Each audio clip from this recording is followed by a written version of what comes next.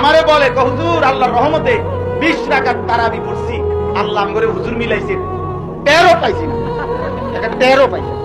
আমি কইলাম চাচা কেন টের খাইছেন না কেন? টনটুন না হুজুর।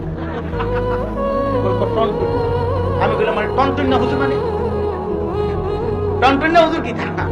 মানে এত দ্রুত জাফারি মেশিনে নামাজ পড়ায়। আল্লাহর দয়ায় এবারে খুশি। 20 রাকাত তারাবি, 3 রাকাত বিতির, 4 রাকাত ফরজ, 2 রাকাত সুন্নত, এত কিছু পড়ছে টের পায় না। এটা কি নামাজ? কি মেশিন লাগাইলেন এটা? জাপানি মেশিন। আমি বলছিলাম ওই চাচারে, চাচা আমার নাম আনিসুর রহমান আশরাফি, আপনি আপনার ওই টনটুন না হুজুরে কইেন, আমার নাম ধরে বলবেন যে হুজুরে বলছে আমনেরে আর মুসল্লির একসাথে টাঙ্গাইয়া ফিটবো, মানে আপনি কইেন আমার নামে। পরে যদি হুজুরে আমার লগে বুঝাপড়া করার লাগে, আমার লগে বুঝবো, ওটা বুঝবো, হুজুর যেই হোক বুঝবো যে এই হুজুর বড় বেজাইল্লা। কি নামাজ এটা? শুনেন এবার হাদিস, আবু দাউদ শরীফের হাদিস।